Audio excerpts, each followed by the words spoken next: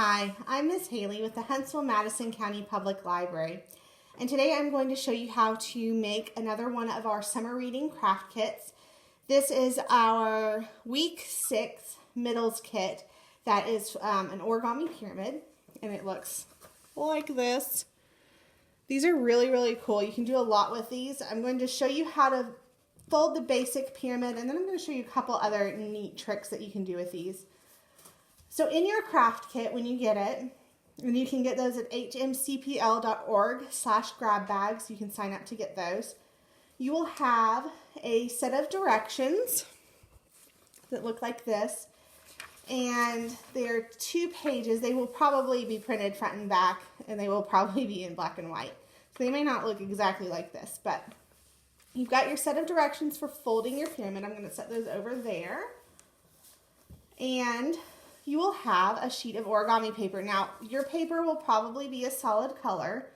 I am using scrapbook paper that I have on hand here at the library instead of the origami paper because I'm going to save that for you guys. But it's pretty much the same thing, and if you have scrapbook paper at home, you can make lots of these and do some really cool things with them. And you can have cool patterns instead of just solid colors. So you will have a 9 by 9 inch piece of origami paper, and here's how you fold it.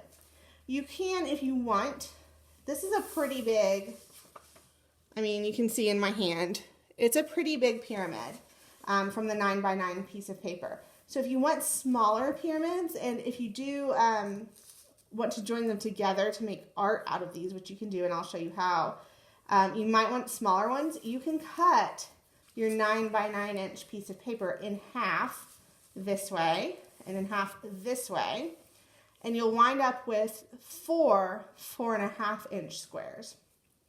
And then you can make 4 of these that are a little bit smaller. But just play around with it, whatever size works. I like the big ones too, so it is entirely up to you what you want to do. To start out with your paper, you're going to set it down so that the color side is down. I'm not sure if your origami paper has 2 different sides or if it's colored on both sides. If it's colored on both sides, you don't have to worry about it.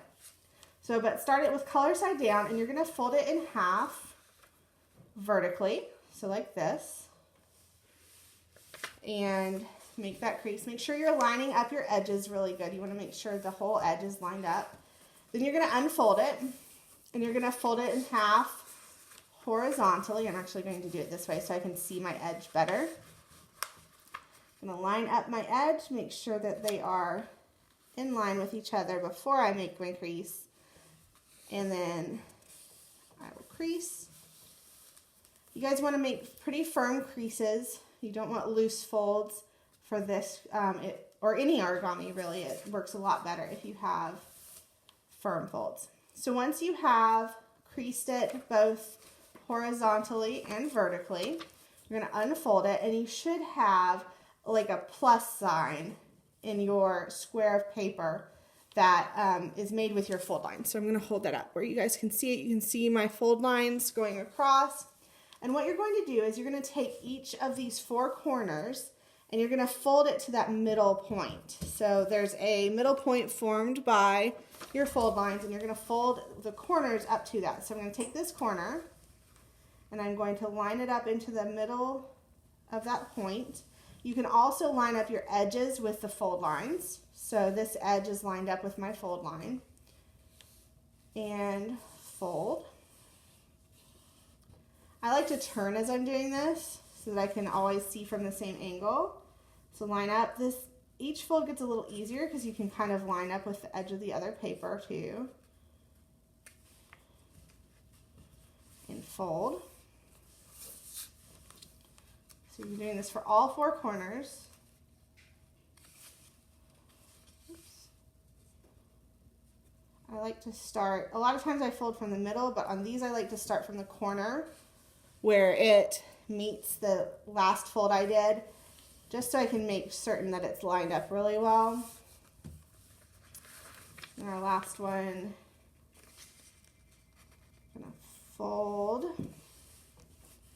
And they don't have to be perfect. If you look at mine all folded, you can see there's some white showing through. and that's fine. It does not have to be perfect. Your origami will still work.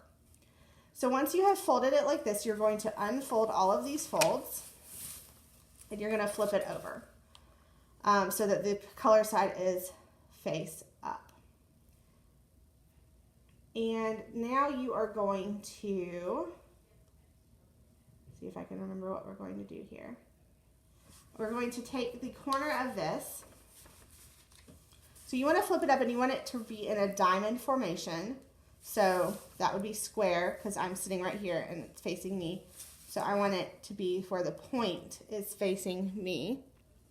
And I'm going to take the top point and I'm going to bring it down to meet the bottom point, but I'm not going to fold it, you guys, because I only want my fold to go from the middle to one corner. I don't want it to go all the way across. So I'm going to make sure I'm lined up really good along this side, especially paying attention to my point here. And I'm going to fold from this point. I'm going to fold it in until I get to that center mark. You'll know you've hit the center mark because there will be a fold line coming down from it right here, okay? So I'm going to fold it like that. I'm going to unfold it, and then I'm going to flip it back over. So now the white side is facing me. And your middle point is going to be poking out towards you, so I'm just going to push that so that it's poking out away from me. And now this part that we just folded, the one portion of, we're going to pinch that together with our fingers like that, and I'm going to bring it so that this pinched corner comes up to meet this corner, so like that. And this is where it's going to start taking on its 3D shape. So at this point you should have sort of half of a cube, so you have like 3 little squares here. So once you've gotten it to this point, if you look, there's a line right here. And so this big triangle is cut in half to form 2 little triangles. You're going to take the top triangle here and flip it down and give that a crease.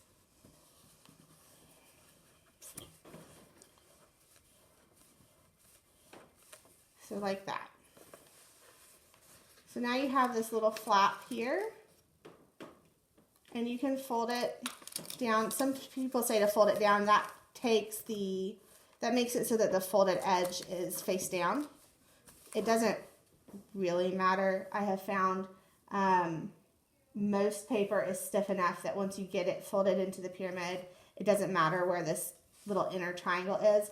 But go ahead and flip it down, and especially if you're having problems with holding its shape, flipping it down will help with that.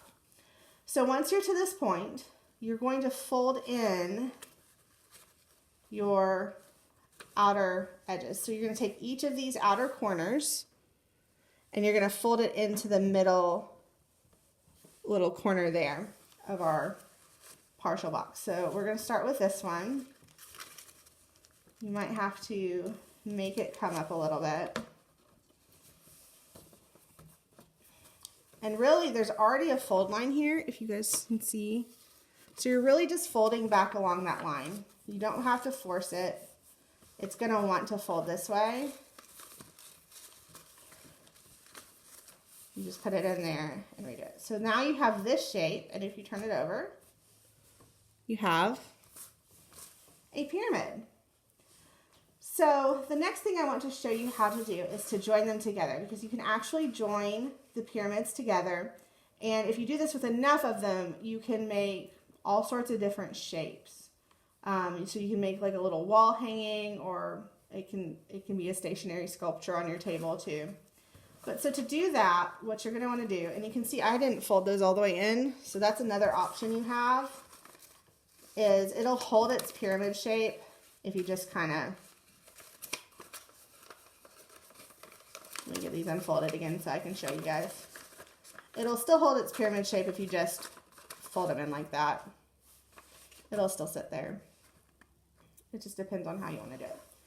So to join 2 pyramids together, you're going to turn them over, and you're going to put together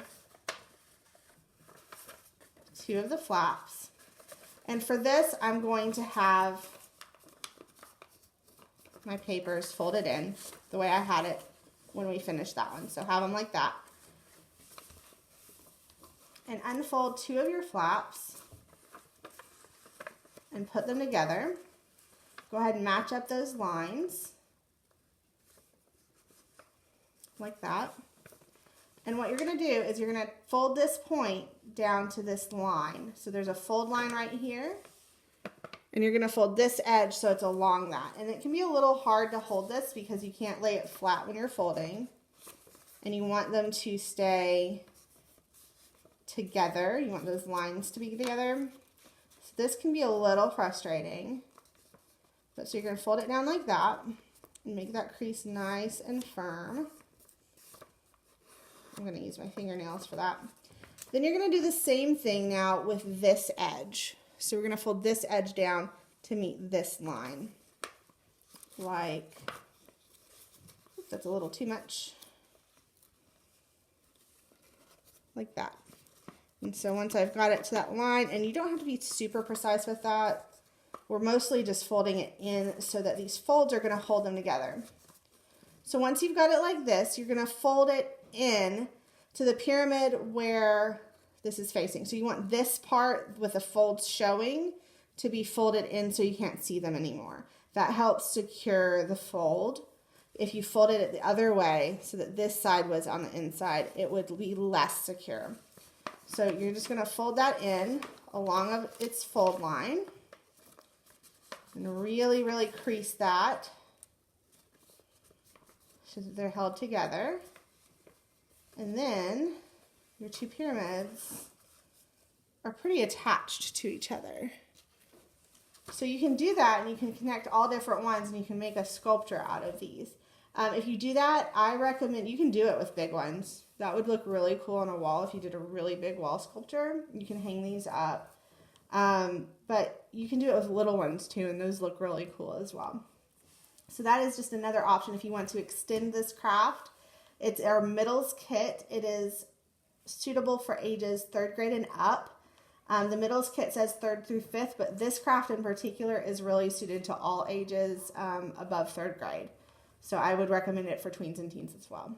I hope you guys have fun folding your pyramids. We would love to see what you make out of these. If you wind up making a bunch or a sculpture, we would love to see that at the library. Please send us videos, pictures, whatever you want, to summerreading@hmcpl.org. And we would love to see what you come up with. That would be really awesome. And again, that is summerreading@hmcpl.org. Thank you guys.